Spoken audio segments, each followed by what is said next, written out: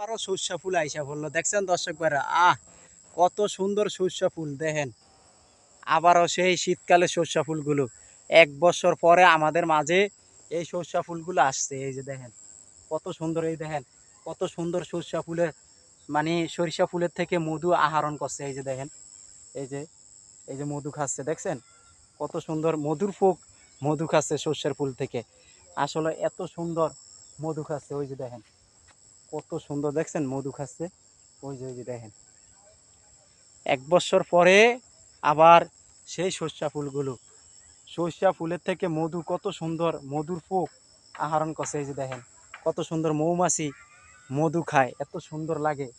এই যে দেখেন কি সুন্দর হয়ে রয়েছে।